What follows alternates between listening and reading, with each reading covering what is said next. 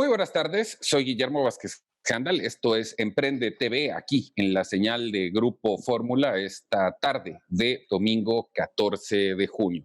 Le recuerdo que nos puede ver en el 157 de Sky, 121 de Easy, 153 de Megacable, 161 de Total Play y en el 354 de Dish. En Estados Unidos y Canadá a través de Telefórmula Estados Unidos vía Xfinity Latino y Latino View y claro, en nuestro sitio web www.radioformula.com.mx. Esta tarde de domingo me da muchísimo gusto darle la bienvenida a Jaime Gutiérrez. Hola Jaime, ¿cómo estás?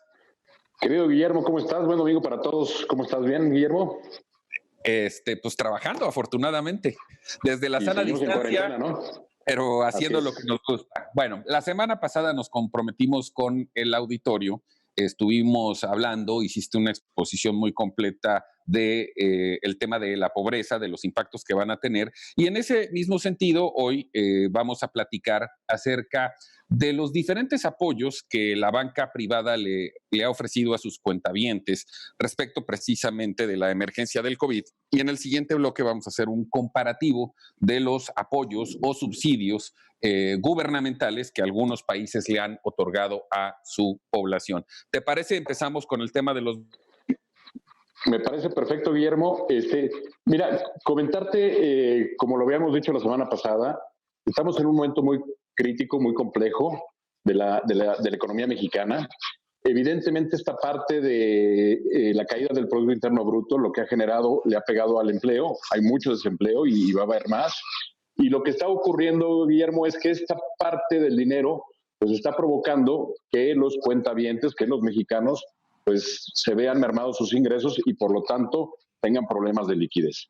Entonces, precisamente por esa misma razón, los bancos decidieron en conjunto salir a apoyar a los acreedores de la banca, a todos los cuentavientes de la banca, y diseñaron una serie un proceso de medidas precisamente para poder apoyarlos.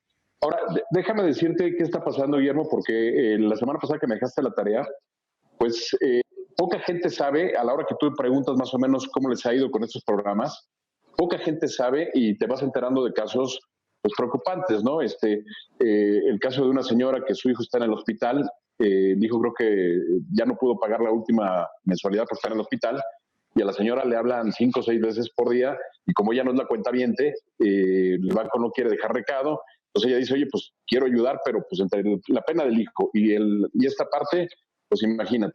Una persona muy cercana aquí a la casa familiar, pues se acercó para ver si podía renegociar las deudas, y cuando vio que necesitaba hasta la licencia del perro, el requisito prefirió mejor pagar su... Pero vamos por casos, porque evidentemente yo también me puse a investigar. Perfecto. Y también he conocido de casos y yo mismo como usuario.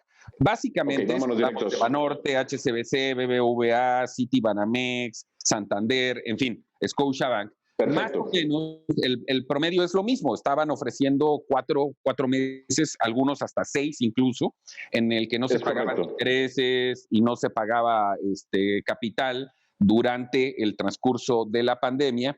Hay que decir que algunos tienen un trámite muy sencillo y otros, como bien dices, son tremendamente complicados. Yo te podría decir, en mi experiencia personal, que lo de Bancomer fue maravilloso. Maravilloso. Sí, claro. Ellos mismos te llaman, ellos mismos te ofrecen el paquete, todo se resuelve en una llamada. O sea, un proceso, la verdad, muy eficiente, muy pragmático, pero que te da a entender que además el banco está entendiendo la situación. Por otro lado, yo en mi caso, híjole, HSBC fue una tortura, y ahí sí lo tengo que decir, ni qué decir de American Express. O sea, yo creo que aquí el único que no entendió de qué se trata esto es American Express. Claro. Y me queda claro que después de que esto pase, van a perder a una enorme cantidad de clientes, incluido yo. Pero por el tema de cómo plantean mal las cosas, ¿no? Sí, pues mira, vámonos primero por cuántos bancos tienen qué tipo de apoyo, si quieres, y pasamos a más o menos generar los bancos. Adelante. Mira, bancos con programas de apoyo en México, tenemos 14 bancos que están apoyando la parte de tarjeta de crédito. El tema personal o de nómina son 16, el tema automotriz son 12 y el tema hipotecario son 15.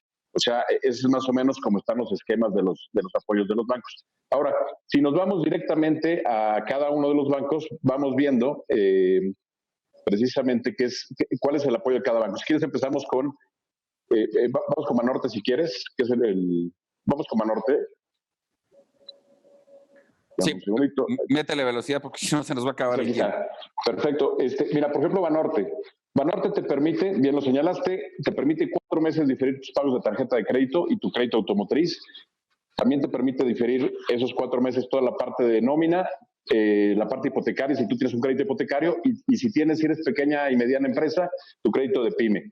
Entonces, es muy fácil el trámite, parece ser que está funcionando muy bien, y entonces Banorte te diría que estarías pasando palomita. Luego, HSBC, los interesados también pueden proponer sus pagos, ellos ofrecen hasta 6 meses, reducen el pago de la cuota mensual y hay un descuento por pago anticipado de las deudas, tanto en tarjeta como en hipoteca, créditos de auto, personal de nómina y los pymes. Hay facilidades HSBC, nada más que ellos cortaron hasta 31 de mayo, no sé si vayan a extender el plazo. No lo sé. Lo que te puedo decir, porque soy usuario de ese banco, finalmente sí logré hacer el trámite, pero tremendamente complicado. O sea, el personal de atención no es muy ducho en la materia. O sea, muy complicado. Luego, bien señalas, sigue Bancomer. Yo también tengo cuenta en Bancomer y Bancomer ha sido muy eficiente. Bancomer creo que el mejor, ¿eh? El mejor. Bueno, a mí me impresiona porque han sido muy atentos. Como tú bien señalas, ellos mismos hablaron, te ayudan a generarte la solución y no el problema, ¿no? Sí. Entonces, el banco ahora sí que un aplauso para Bancomer, ¿eh? El mejor en todo este esquema. Así es. Entonces, mira, el banco lo que está haciendo es que está brindando 4 meses de gracia para el pago de capital e intereses de los créditos de auto, tanto préstamos personales, tarjeta de crédito, sus créditos simples también, y toda la parte que es lo de las pymes y el apoyo a las pequeñas y medianas empresas. Entonces, en este caso, tiene también un plan de disposición de pagos mensuales en tarjeta de crédito para los clientes que así lo requieran. Entonces, creo que ha sido muy sólido la parte de Bancomer. Creo que Bancomer entendió muy bien que hay un problema de liquidez y que hay que apoyar a la gente, ¿no? Entonces, bueno, luego entraría a Citibanamex, que ahí sí pondría un tachezotote. Ahí no tengo cuenta, entonces no sé, ahí sí no sé. Hice una pregunta y creo que fue el banco que más se quejaron a mi alrededor. A lo mejor mi muestra está sesgada, pero bueno, lo que ofrece Citibanamex era que los clientes que estuvieran al corriente hasta el 28 de febrero en sus pagos, podrían posponer hasta 6 meses el pago de la tarjeta de crédito, su crédito personal, su crédito de nómina, su crédito hipotecario y su crédito pyme. Lo anterior, evidentemente, sin cargo a comisiones de pagos moratorios, etcétera, ¿no? Y sin afectar su historial crediticio. ¿Luego qué? Santander. Seguiría Santander. Bueno, Santander también refiere el acceso a apoyos para diferir hasta por 4 meses el pago de créditos, otra vez hipoteca, tarjeta de crédito, nómina y créditos personales, así como para el tema de pymes. No he escuchado mucha gente que se queje de Santander, ni tampoco gente que me hable muy bien Santander. Entonces, digo, para no sesgarlo, ¿no? La cuestión. Scotiabank, sus clientes pueden diferir sus pagos también 4 meses, tarjetas de crédito, crédito hipotecario, crédito de auto, préstamos personales y toda la parte de sus créditos pymes. A ver, a mí me tocó hacer el trámite ahí también. Al final de cuentas, resultados, se pudieron hacer los trámites. Un poco engorroso porque no había mucha disponibilidad de gente que te atendiera. Me imagino que por el mismo tema de que mandaron a la gente a su casa, pero yo lo pondría también aprobado. Ok. Luego viene Banbajío. Fíjate, Banbajío te ofrece también 6 meses, no 4, 6 meses. Tanto en crédito hipotecario, el tema del auto personal, nómina, pymes y empresariales, tarjeta de créditos, y tienen la parte, ellos de los agronegocios, por ser un banco de Bajío, hacen mucho apoyo hacia campesinos o sector agrario. Luego en Bursa, el banco anunció propuestas personalizadas para clientes con tarjetas de crédito personal, crédito hipotecario, crédito automotriz o crédito pyme. Traté de buscar cuáles eran esos, trajes a la medida, pero todavía no tengo respuesta de cuál es lo que están generando para cada uno de los clientes. Bueno, y el último, que es el Banco Regi. Sí, pero pues bueno, Concluyo, aunque no es una banca formal, con American Express, te digo, porque ahí sí me tocó vivirlo y lo he platicado con mucha gente. Pésimo servicio. A diferencia de Bancomer, haciendo un comparativo, American Express no está entendiendo la situación. Muy, muy mal servicio. Yo ahí, ese sí lo repruebo totalmente en la experiencia personal y lo que he platicado con otras personas. Y sí me da la impresión, por lo mismo que he escuchado, que después de esto van a perder muchos, muchos clientes. Fíjate, Memo, en mi caso soy cuentaviente de American Express desde el 86, desde que mi papá nos apoyó con una tarjeta, hizo tarjeta, la mantuve y la he mantenido hasta el día de hoy. Y como dices, trato de no utilizarla y trato de no generar, porque siempre ha sido un problemón en American Express. Perdón que lo diga ahorita, pero también esa tarjeta prácticamente la tengo guardada y solamente es para una emergencia. Fíjate que a mí en el uso cotidiano no me iba mal, pero me refiero al tema de la pandemia y que te digo, lo he podido platicar con otros amigos que también son cuentavientes. Me refiero específicamente a los planes. O sea, como tal, no ofrecen un plan como tal.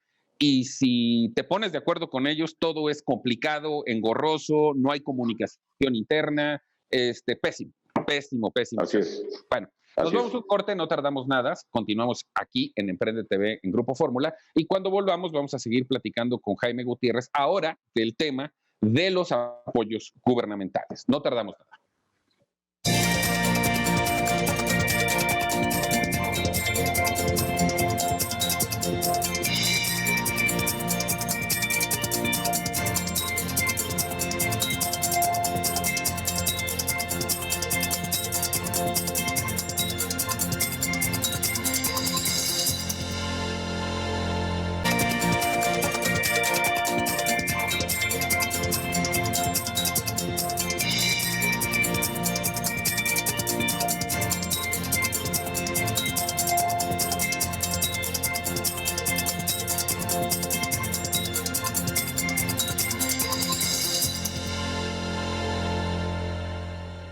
Continuamos en Emprende TV esta tarde de domingo, 14 de junio. Estamos platicando con Jaime Gutiérrez y el otro pendiente que teníamos era que nos platicaras, nos explicaras a manera de comparativo.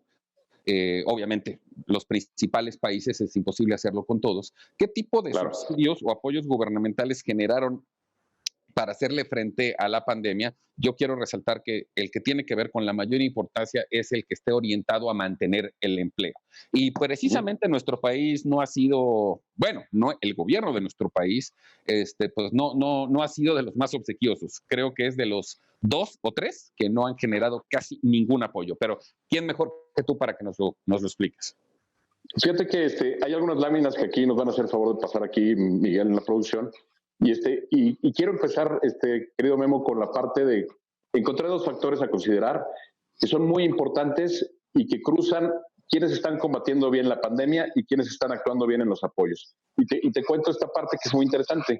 La primera es que hay 2 factores muy importantes de los gobiernos exitosos, digamos, le llamamos exitosos porque es como que nada más hay 2 clasificaciones, o eres exitoso o eres fracasado en esta materia de haber entrado al quite de la pandemia. Entonces, por un lado, primero, la geografía está contando mucho. Las naciones que son islas insulares, por ejemplo, Japón, Islandia, Nueva Zelanda, Australia, Bahamas, Barbados, Cuba, Chipre, Gran Bretaña, bueno, excepto Gran Bretaña, que es la excepción, marca la regla, pero todos esos países habían entrado a combatir muy bien el tema de la pandemia, excepto el último que señalé, que fue Gran Bretaña. Entonces, fíjate, el estar aislados ha ayudado mucho a combatir la situación y a enfrentar la parte económica. Y la segunda variable, que eso remarca mucho más a los países y los hace muy diferentes, es la confianza que le tienen los ciudadanos a su gobierno. O sea, no es como está actuando el gobierno, es qué confianza yo te tengo. Entonces, si yo te doy confianza de que creo que estás actuando bien, de que no me estás ocultando datos, de que estás actuando, va a fluir mucho mejor la situación. ¿Qué países tenemos ahí, querido Guillermo? Pues tenemos Alemania, Corea del Sur, Singapur, Australia, Grecia y Uruguay, que los voy a comparar porque están más o menos a un nivel, comparable con México, ¿no? Entonces, hay una constante en los países perdedores, en los 2 temas, y ahí van a cruzar. Y lo dice Francis Fukuyama, el que fuera el politólogo, que es politólogo de origen asiático, que vive en Estados Unidos, en San Francisco, dice, aquellos donde el Estado es disfuncional, las sociedades polarizadas y el liderazgo es pobre, están dejando a los ciudadanos y a su economía expuestos y vulnerables. Y hay una correlación, él encuentra una gran correlación entre liderazgo populista y una mala gestión del virus. Y fíjate qué curioso, Guillermo, porque esta parte también vuelve a cruzar. Los gobiernos que han salido de la crisis primero le dieron prioridad a la salud sobre la economía. Y por el otro lado, los países populistas le dieron prioridad a la economía sobre la salud y les está pegando en la economía y en la salud. Entonces, hablábamos de que la definición es, ¿eres bueno o eres malo? ¿Eres ganador o perdedor? ¿Pasaste la prueba del COVID o no la pasaste? Y esto me recuerda un poco cuando estábamos en la universidad, Guillermo, que de repente llegaba el maestro y decía, guarden todo, y examen sorpresa, ¿no? El coronavirus lo que hizo fue generar esta situación de un examen sorpresa para todos los países.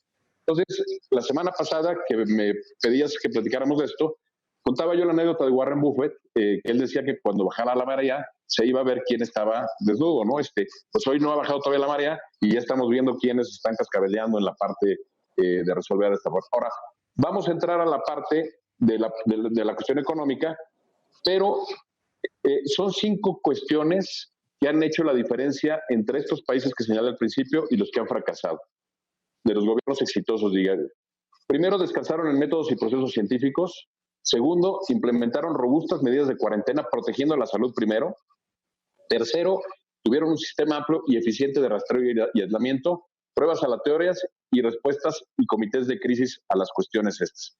Y de ahí me voy con otra gráfica que está muy interesante porque liga con la economía. Mira, hay una organización que se llama endcoronavirus.org, que es finaldecoronavirus.org, donde va monitoreando más o menos cómo vamos, tanto en pandemia como en economía. Entonces, fíjate, puse la gráfica de Grecia, Nueva Zelanda y Tailandia para que veas lo que es aplanar una curva. Ahí se ve claramente cómo la curva está aplanada y cómo estos países económicamente están saliendo al frente. Hay otros países que les costó trabajo porque en Europa les pegó muy fuerte, que fue el caso de Alemania, Italia y Francia, que todavía están en condiciones ya saliendo. Bueno, pero el gobierno francés, independientemente de la parte sanitaria, sí generó una serie de apoyos gubernamentales impresionantes, ¿sí? Es correcto. Mira, precisamente lo que estás diciendo, por ejemplo, en el caso de Alemania, Alemania lo que hizo fue generar una cantidad de apoyos a su gente, para pequeñas empresas, para medianas empresas. Fue principalmente a empresas, no tanto a personas, Memolo, porque lo que buscó fue precisamente cuidar la parte del empleo. Entonces, te pongo un ejemplo. Si tú estás enfermo de coronavirus, el gobierno pagaba tu renta. ¿Para qué? Para que no perdieras tu propiedad, en el caso de Alemania. En el caso de Estados Unidos, por ejemplo, en Estados Unidos lo que hicieron fue dar $1,200 al casi el 90% de la población para que pudieran sortear esta cuestión, o sea, por 2-3 meses del coronavirus, y parece ser que en el Senado está un nuevo apoyo en igual cantidad para volver a generar esta situación. Entonces, el paquete que aprobó en Estados Unidos es por más de $3,000 millones, seguro de desempleo, etcétera. Si lo mides en temas económicos, más o menos, y te das cuenta de la diferencia, por ejemplo, Alemania le dedicó el 60% de su Producto Interno Bruto al apoyo para las empresas micro, pequeñas, medianas e incluso a las grandes. Hay una diferencia con el segundo lugar, que es Francia, lo que acabas de decir, que está al 26%. De ahí Italia, Gran Bretaña vienen con 21%, y bueno, pues no te digo México, que estamos con el 1%. O sea, 59% abajo. Entonces, resalto esto, Memo, porque lo que va a pasar, o lo que dice la OCDE, es que la recuperación va a ser muy lenta y por lo menos va a tardar 2 años. Pero los países que se prepararon, tipo Alemania, que le están inyectando el recurso, van a salir más rápido de los países que no. Ya sea una seria advertencia para los países de Latinoamérica. Te pongo el caso. En el caso de los paquetes de estímulo por la crisis del coronavirus en Latinoamérica, el país ahorita que más dinero ha destinado al apoyo a las empresas pequeñas y medianas es Perú, con un 9%. De ahí sigue Brasil con el 8%, Chile con el 5%, Argentina con el 3.5%, Colombia con el 2.8% y México en el sótano con el 1%. Solamente estamos por arriba de Ecuador, para que te des una idea de los apoyos al día de hoy. Entonces, la diferencia que yo encuentro en los países exitosos y los que no, y en el caso de México, es que en México nos estamos yendo hacia la persona y no estamos cuidando ni la parte del empleo, ni la parte, o sea, se está yendo el dinero a un barril sin fondo. ¿Por qué? Porque ese dinero y es que cuando hablas de personas, estás hablando de segmentos de la población, no todas las personas, porque aquí la disyuntiva es que si sales te contagias, si te quedas en tu casa te mueres de hambre. Entonces, no se generó una renta para que la gente dejara de salir. Es correcto. Entonces, pues no se ve fácil el tema en México, no se ve fácil. ¿Por qué? Porque no hemos llegado al pico de la pandemia. Hay una gráfica ahí que estoy comparando precisamente Brasil y México, cómo todavía estamos dentro de este endcoronavirus.org, cómo estamos todavía en una zona roja donde dicen, oigan, cuidado porque se les puede salir esto de control. ¿Por qué? Porque no han parado, no han controlado la pandemia, o sea, mandan un foco rojo precisamente en esto, pero además repercute curiosamente en el manejo de la economía, o sea, por esos factores que te estoy diciendo, que cuando tú encuentras lo que hacen bien en Alemania, en Grecia, en Uruguay, por poner un ejemplo, pues nosotros no estamos siendo contrarios a lo que está pasando en esta situación. Y bueno, regresando un poco, me sorprende, porque esta semana, por ejemplo, el presidente en una de las mañaneras señaló que no usaba tarjeta de crédito, que solamente usaba efectivo, que él ni siquiera manejaba su cuenta, que la manejaba su esposa. Entonces, digo, no tienes que ser experto para manejar todos los temas, pero cuando tú me mandas esa visión cerrada de tu concepción de la economía, pues por eso vas a actuar de acuerdo a ese criterio, de acuerdo a esa creencia, de acuerdo a lo que traes, ¿no? No sé cómo ves esa parte, Memo. Bueno, yo nada más podría decir en ese aspecto en particular que lo que está clarísimo es que aquí el planteamiento político ideológico está por encima de la gestión correcta de una pandemia. Y me gusta mucho que pongas el ejemplo de Grecia porque venían sufriendo varios años de una terrible crisis económica, pero por lo menos en la gestión de la pandemia han demostrado que han logrado ser exitosos, que son capaces. Ya lo decías tú hace un rato. Entonces creo que ahí sí hay que marcar una diferencia al respecto. Y bueno, con los datos que nos has dado de manera muy puntual, decir que pues hay países que lo hicieron muy bien y hay otros que no, y lamentablemente nosotros estamos incluidos en el paquete de los que no. En el tema de Grecia, bueno, después de las Olimpiadas tardaron 10 años en medio recuperarse, 10 años en recuperarse, medio recuperarse. Y entonces pero hoy sí han enfrentado esta crisis con seriedad y están ahí, ve la gráfica que está ahí puesta en la pantalla, pues pues sí han tenido un éxito en esta situación. Ahora, todavía faltan muchos meses, ¿no? Todavía hay posibilidad de revertir las cuestiones. ¿Por qué? Pues porque esto es una carrera de resistencia, ¿no? No es... No, sí, pero hay que esperar todavía lo que viene. Si atendemos a los antecedentes, al previo, pues no se ve cómo. Jaime, muchísimas gracias. Gracias, querido Guillermo. Al auditorio que la próxima semana, si todo sale bien y estamos en tiempo, vamos a poder dar en exclusiva una nota muy, muy feliz, que además pues te involucra de manera directa, lo cual a mí en lo personal me da muchísimo gusto. Nos vemos el próximo... Oye, como siempre te agradezco tu apoyo, Guillermo, y muchas gracias, de verdad. Con mucho afecto. Nos vemos aquí el próximo domingo. Jaime, muchas gracias. Yo voy a un corte, no tardamos nada, volvemos de inmediato aquí. Gracias. Prende TV en Grupo Fórmula.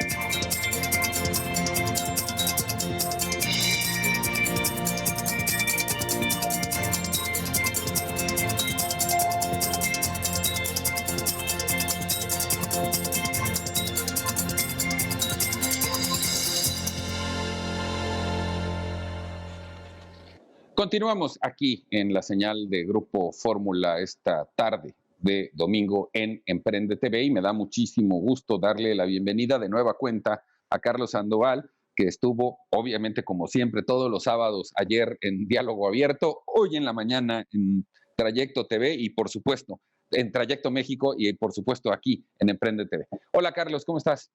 ¿Qué tal, mi estimado Memo? Qué gusto saludarte nuevamente en este domingo. A todo dar, ya es tarde, pero aquí estamos listos Muy bien. Para la acción.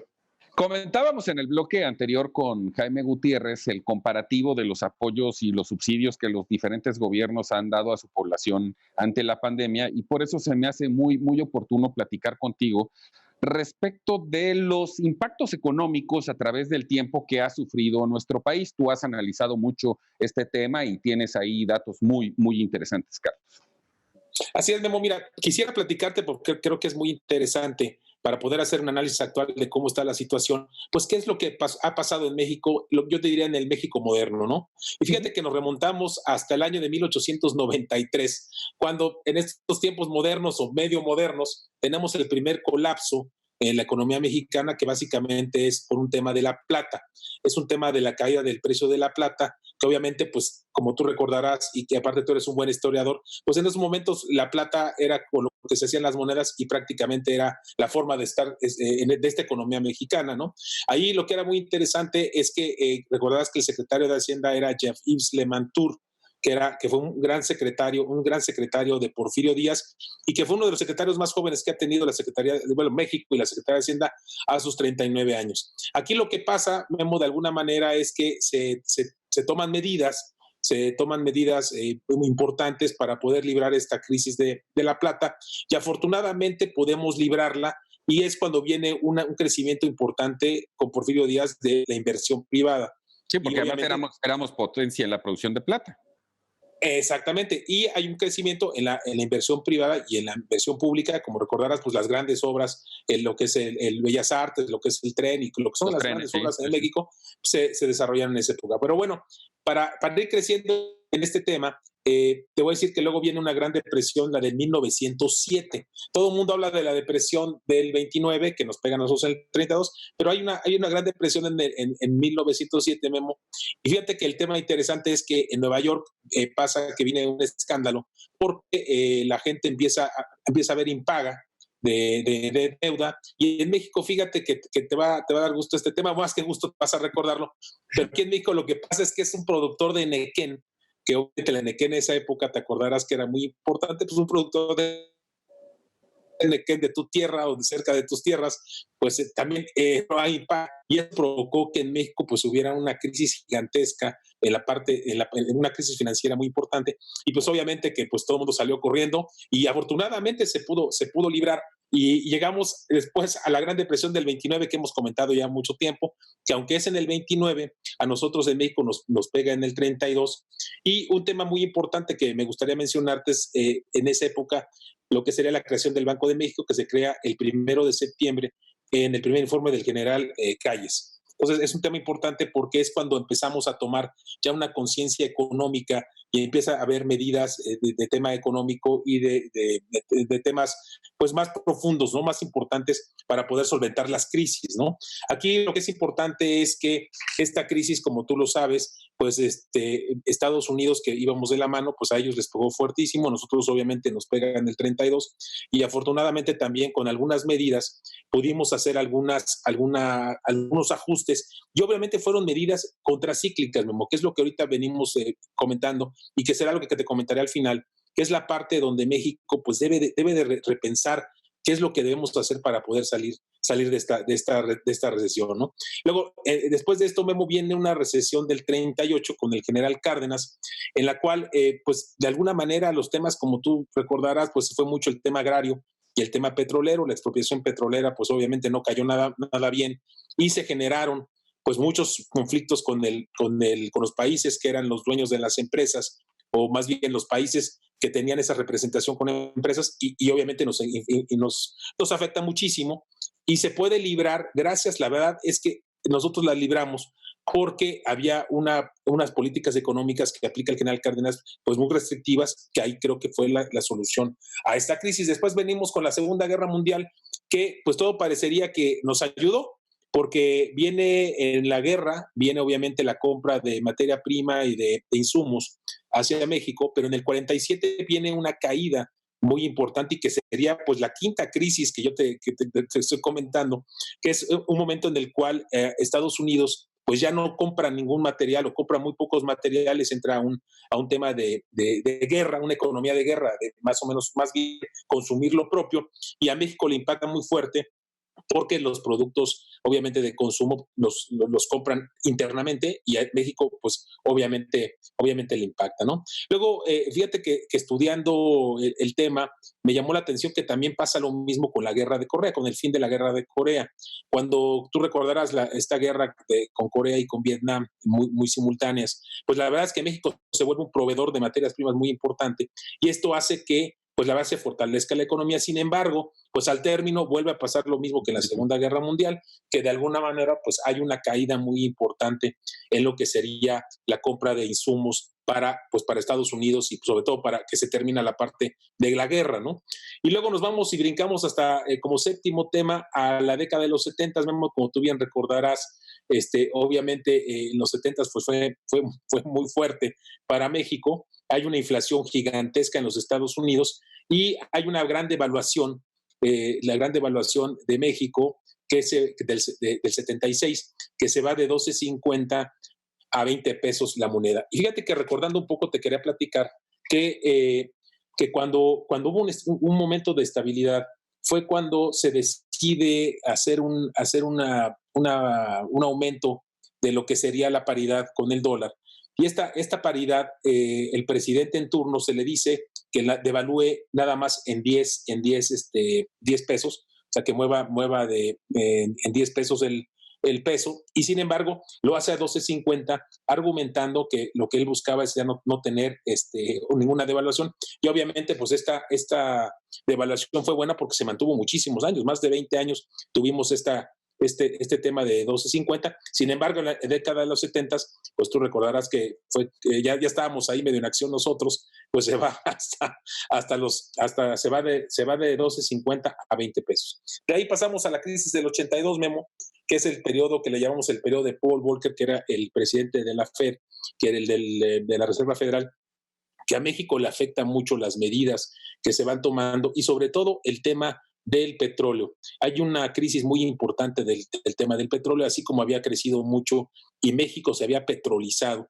La realidad es que México toma la decisión de invertir a como dé lugar y es donde se construyen las refinerías, donde se invierte muchísimo en extracción y exploración petrolera, pero desafortunadamente viene un desplome de la caída del precio del petróleo y ahí recordarás que fue la época entre José López Portillo y Miguel de la Madrid, básicamente pues el que tiene el impacto es José López Portillo, que nos recordaremos que decía que defendería el peso como perro, pero pues obviamente no tuvo ninguna oportunidad y le pegó muy fuerte, ¿no? Luego venimos ya a unas más modernas que también son un par que te quería comentar y le quería comentar al auditorio, que es la crisis del 2001, que es la famosa crisis del .com, que te acuerdas que había una gran burbuja inflacionaria, bueno, más que inflacionaria, una gran burbuja de inversión en puntos.com, y ahí hay un chiste muy vaciado, que está una gente pidiendo limosna y luego a la vuelta está otro pidiendo limosna, dice quiero dinero.com y su maleta llena de dinero.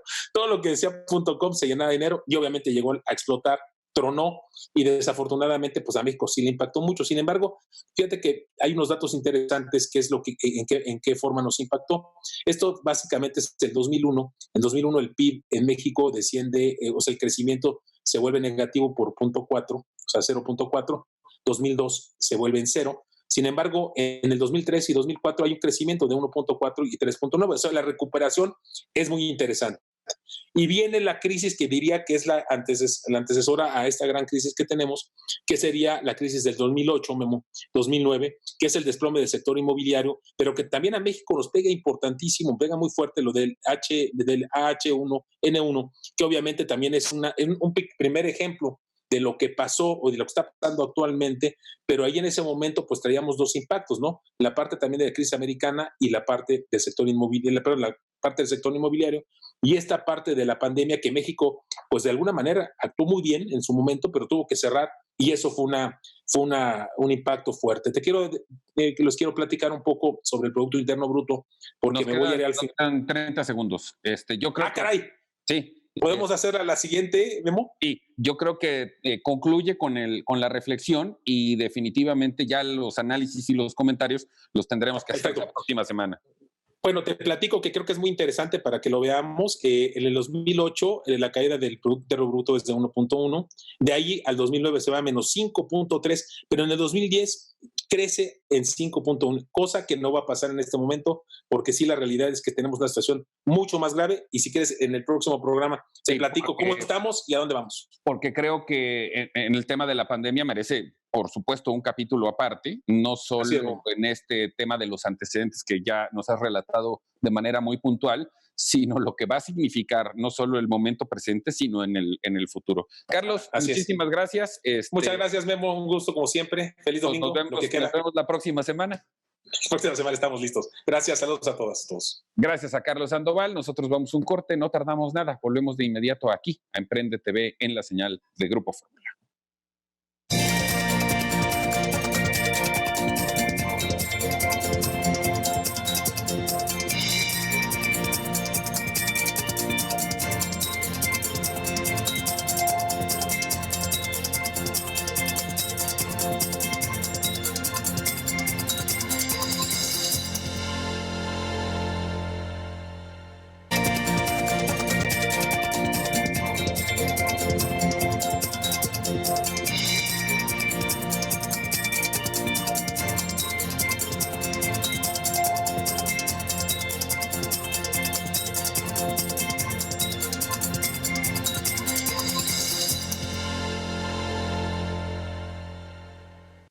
Continuamos aquí en Emprende TV, en la señal de Grupo Fórmula, como todos los domingos, dándole la bienvenida a Agustín Domínguez. Hola, Agustín.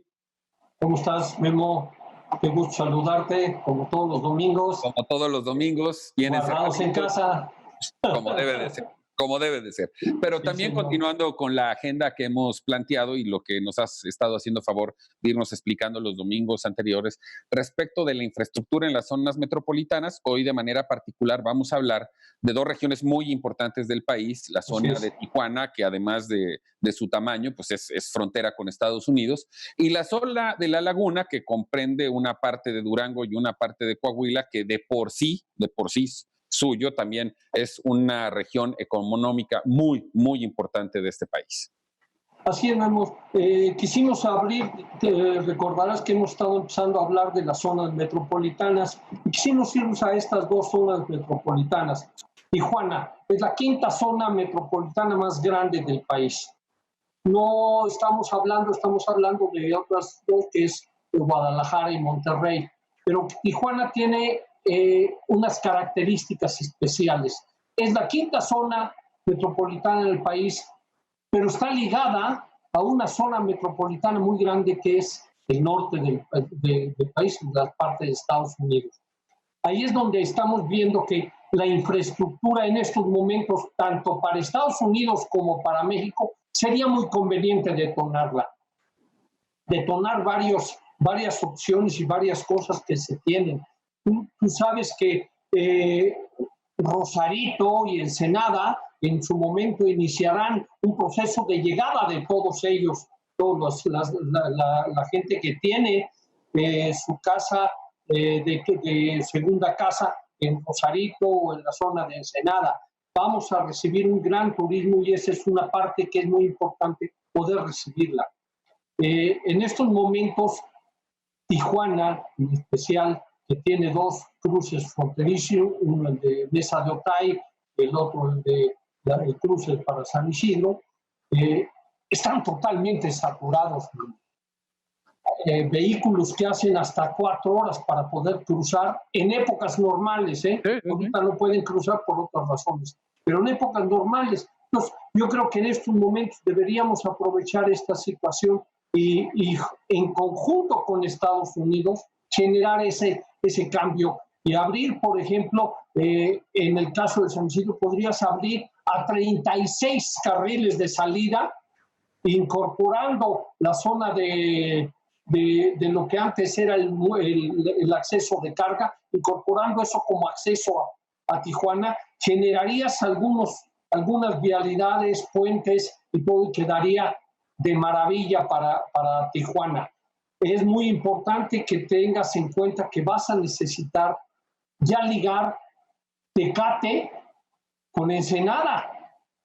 tienes que desarrollar toda esa zona y ahí hay una vialidad que es factible hacer. Todo esto es factible hacerlo con iniciativa privada, con inversión privada, no con de gobierno, porque no va a haber dinero para hacerla, pero en estos momentos reactivarías el trabajo, reactivarías todo el trabajo que las maquiladoras están deteniendo, empezarías a darle servicio y ayudarías a que cuando entren las maquiladoras tengan las facilidades, ¿sí?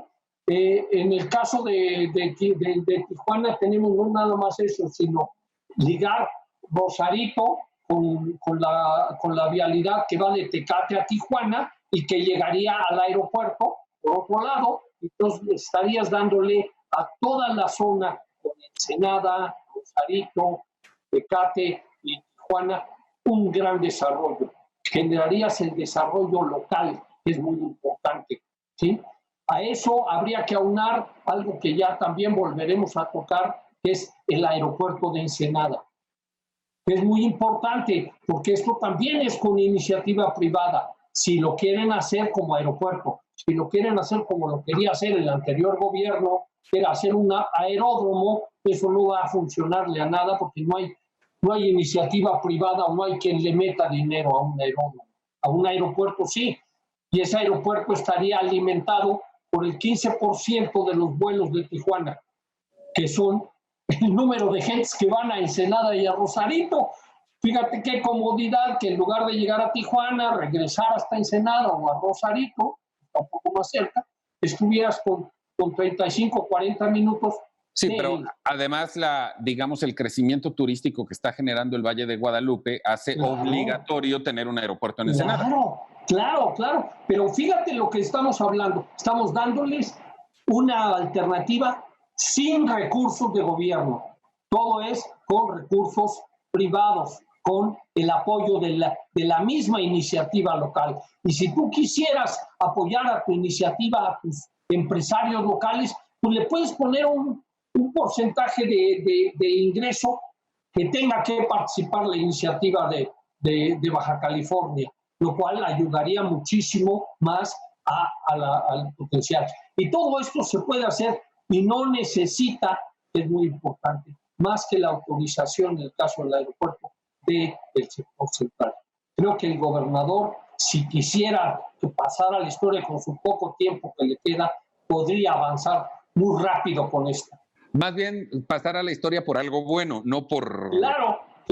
No por el antecedente. Claro, por haber dicho yo podía haber hecho más, pero bueno, no me dejaron. No sé cómo andamos de tiempo, pero ¿quieres que haga? Yo creo que sí le entramos a lo de la laguna, porque seguramente sí. ya vamos a más de la mitad del bloque. Que es muy importante en la laguna porque tú tienes ahí, hay una imagen que tenemos en donde la laguna está toda la zona de Lerdo, de Gómez Palacio y de Torreón, están circundados. De un lado tienes cerro, tienes la sierra, no puedes hacer nada. El crecimiento natural es hacia el oriente, que es Coahuila, y un poco hacia el norte en la zona de Lerdo, hacia arriba. Habría que decirle a nuestro auditorio, porque a lo mejor hay mucha gente que no lo conoce, que las ciudades de Torreón, Coahuila, Gómez Palacio y Lerdo, Durango, están conurbadas. Están divididas por una calle. Por una calle. Dicen que es del otro, que no es de ellos. ¿Sí? Entonces es muy importante esa zona. Ahí tienes que tener un desarrollo. Se generó la autopista que va de Mazatlán a Durango, pero también va a Durango. Torreón ya tienes autopista para poder hacer el recorrido de carga desde Mazatlán hacia el mismo Matamoros o hasta Brownsville. O sea, puedes cruzar el país o de ahí desviarte sobre Torreón hacia Chihuahua y cruzar en Chihuahua. Esto es muy importante. Ahí necesitan hacer un libramiento norte, ¿sí? Y así un libramiento sur. Ahí necesitan juntarse los presidentes municipales y los dos gobernadores, es decir, somos una sola, que al final es una sola. Lo que necesita y lo que está haciendo ahorita la Ciudad de México con el Estado de México, necesitan hacerlo allá. Ahí tendrías una opción muy importante para reinvertir y hacer un trabajo muy importante en la parte sur, hacer un libramiento sur, hacer un libramiento norte de la zona de Gómez Palacio hasta llegar a Coahuila, y eso te generaría que hay muchas empresas que requieren estar cerca de la frontera. Ahí estarían a pocas horas de la frontera y tendríamos un impacto muy importante en la zona de la laguna. La laguna, como tú sabes, tiene un gran potencial, porque además tiene, bueno, aparte tiene una gran minería, ¿no? Yo creo que aquí es muy importante que los dos gobernadores vean a la laguna como uno solo, que no es de uno o es del otro. Sí, es mucho mayor el desarrollo en la zona de Coahuila, pero hay que irnos hacia la zona norte, tanto de Torreón como de Gómez Palacio. Yo creo que valdría la pena que ahí se hiciera un estudio de cómo avanzar rápidamente. Y te digo, rápidamente tienes 5 o 6 vialidades, un cruce por Torreón, en segundo piso, te generaría, el que lo haga va a ganar dinero, y es una inversión privada. Estás a 2 horas de Monterrey, además, entonces claro, el flujo es constante. Continuo, y además Mazatlán sería un acceso a Monterrey mucho mejor para tener para surtir a todas las empresas. Y en la mañana platiqué en Trayecto México con Eleazar Gamboa, el secretario de Turismo del gobierno de Durango, y precisamente me comentaba que están trabajando muy de la mano en la conexión con Mazatlán y que ambos gobiernos están trabajando muy, muy, muy de la mano. Y coincide perfectamente con lo que estás comentando. Lamentablemente, pues se nos acabó el tiempo, querido Agustín, pero bueno, continuamos el siguiente domingo. Estos temas. Tenemos mucho por delante en la agenda. Metropolitanas. Gracias, Agustín. Nos vemos el domingo. Con mucho gusto, y a todos qué bueno que nos reciben en sus casas. Eso sí, sobre todo, agradecerle como siempre que nos haga el favor de acompañarnos en nuestros 3 espacios, el sábado Diálogo Abierto, los domingos Trayecto México en la mañana y por la tarde Emprende TV. Con nuestros mejores deseos, quédese en su casa, cuídese y nos vemos aquí la próxima semana en La Señal de Grupo Foro.